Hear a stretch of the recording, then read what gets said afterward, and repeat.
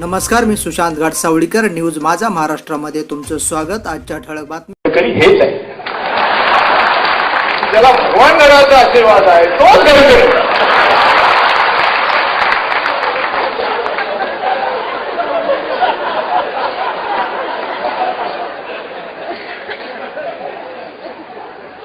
आणि त्यामुळे सर्वसामान्य माणसाला, पक्षामध्ये कार्यकर्त्यांना आधार जर कोणाचा वाटत असेल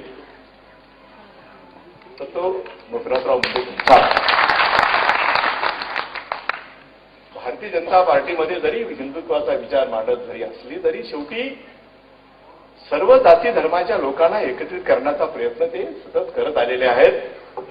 आमचे आमदार पाशा पटेल इथं बसलेले आहेत, ते पण शेतकरी संघटनेचे कट्टर, आणि प्रवीण बर्दापूरकरजी तुमच्या विचाराचे अतिशय जवळ समाजवादी विचार, परंतु त्यांना सुद्धा या मार्गाला वळवण्याचं काम जर कुणी केलं असेल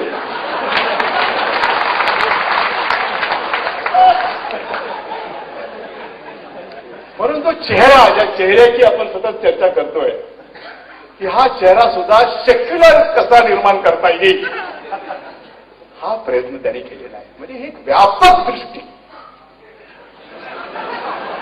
ही मला तुमच्यामध्ये नेहमीच बघायला मिळाली. दृष्टिकोन हा नेहमी व्यापक असावा. असं वाटता कामा नये की एका ठराविक मार्गाचं हा नेतृत्व करतोय असं वाटू नये. म्हणून तुम्ही आल्यापासून आशा पटेल, लोकांना असं वाटतं की भारतीय जनता पार्टी ही केवळ हिंदुत्वाचा किंवा विशिष्ट वर्गाचा विचार करणारी नाहीये, ती हळूहळू ती व्यापक होत चाललेली आहे. मला वाटतं तुमचा हा विचार आणि या विचाराचा प्रभाव हा दिल्लीमध्ये अधिक तुम्ही पाडला पाहिजे. सध्या जे काही चाललंय तिथं ते काही तेवढं समाधानकारक नाही आहे, आणि म्हणून तुमच्या मनामध्ये सारखा परत यायचा जो विचार चाललाय तो काही बरोबर नाही. कारण परत येऊन सुद्धा इथं काही उपयोग नाही.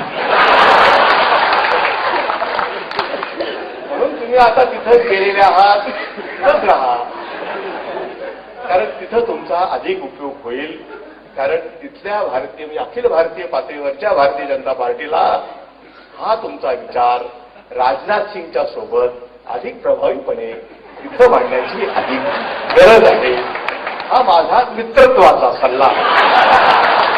त्यामुळे बर्दापूरकर काही जरी सांगत असले तरी तुम्ही आता इकडे यायच्या विचारात अजिबात तुम्ही जाऊ नका.